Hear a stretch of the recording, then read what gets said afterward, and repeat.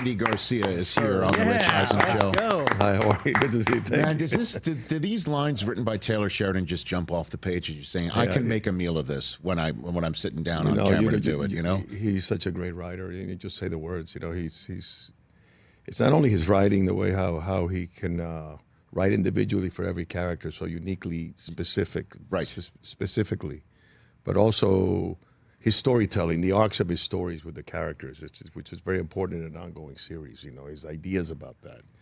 And of course, the voicing of this central character for Billy Bob is just quite extraordinary. You know, he can't take a step without basically having the weight of the world on his shoulders. And it's coming at him from all angles all the time. And now we have in this new season also Sam Elliott has joined the show. Oh, yeah, as his dad. Yeah. And them together, you know, Billy and Sam together are really sublime, you know. What a cast, too. I mean, you got an Academy Award nominee that you're across from right there. In that scene right amazing there. In the show. Right, yeah. and you know, we had Ali Larder here just the other week. Yeah, and Michelle, everybody. Everybody just, it's a group of scenery chewers, you know what I mean? Like like you're all chewing up the scenery and in a good way, you know? Mm-hmm. And I can't get enough of it. What did Taylor Sheridan tell you about your character? I don't want to spoil anything because we're kind of still learning about how dark you are or how I'm rooting that you're going to turn into a nice guy a little bit here.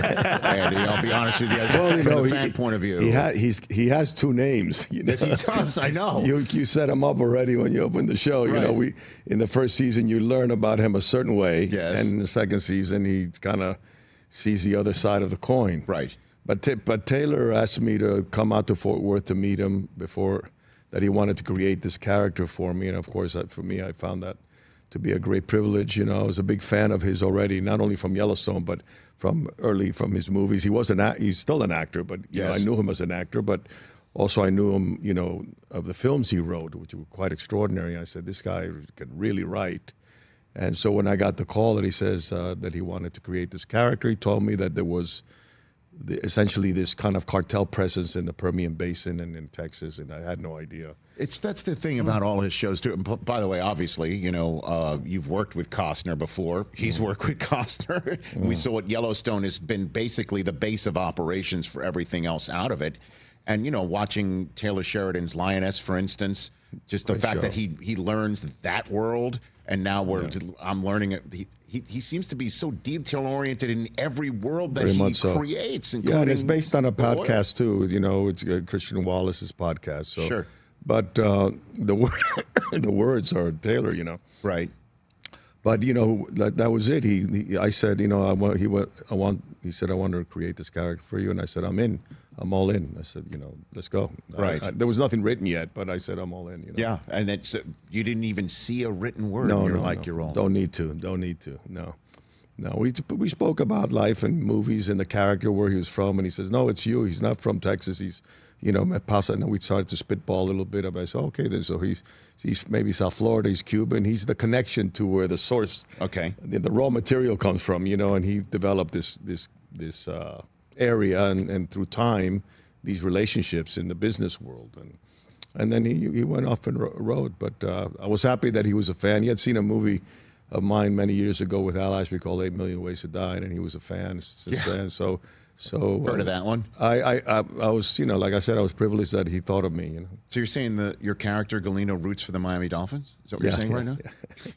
Landman again is available every single Sunday on Paramount Plus, and congrats, season 3's picked up.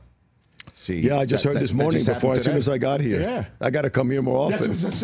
How many times have we had that? This is like instance 3 or 4 where this has happened, where an actor in the show has been on the show that day when it got announced a new season. Yeah, that's amazing. I mean, like I said, it's a privileged situation to be in, a lot of fun. And, you know, the cast, to play with that cast and with that writing, it's really beautiful. And again, just look at that cast that's up on there on the screen. It really is phenomenal with Taylor Sheridan at the controls as well. And you're working on your golf game while you're shooting Landman? Is that what No, you know, I did actually, because Taylor, I think it's in the episode 4 this weekend. Yeah, he had written this thing in a monologue that Billy comes to my office and he says, you can, basically says something to the effect, it's a tease. There you go. It's a tease saying, you can pretend you can play golf at the country club, but I know, I saw you kill a man in front of me, I know who you are. And so I saw that. I called Scotty Cameron, and he's made me these Napa putters, which is the putter that Ben Crenshaw kind of made famous, the old 8802, Wilson 8802 from the 60s, Palmer and stuff. And he made me that putter. He says, so when Billy comes to see me, I said, I'm going to be putting in my office. And then the director, Stephen Kay, said, oh, great, just keep.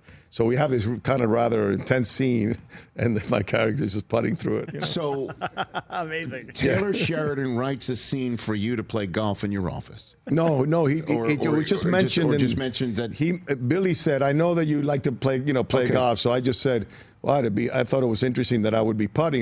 Golfers, you suggested, how about I just brought the putter with me, and I said, what if I'm putting to the director? And he said, great, let's do that. You know how golfers, if we have a chance to practice our putting wherever it is, we'll just right here, we'd be on a break, everybody would be putting. Right? Look over your right shoulder, there's the surface right there. Every time I'll look up from this desk, actually getting ready to do the show, and I'll see him putting over there, and I'm like, what's happening? Exactly. So if you zoom into that shot, you'll see the little Scotty Cameron label on the putter. So that's Danny Morell's putter. It's a gunmetal blue Napa. It's called Napa. Scotty said, I'm going to make it gunmetal. Yeah, that's a great flex, by the way, Andy, to just be like, hey, Scotty Cameron, can you make me a custom putter? Yeah, he's been good to me. Been good to me, yeah. How is your game going? It's my handicap's going up. I can't, you're working. Yeah, but also length. If you have, it's when you have to hit hybrids and 3-woods into par 4s, you're going to have to get up and down a lot to keep your handicap at some. The lowest I've ever been has been like a 7. I'm maybe like a 14 now. Hey, you made it all the way to the end. Thanks for that. Check us out every single day streaming live on Disney Plus and the ESPN app 12 to 3 Eastern.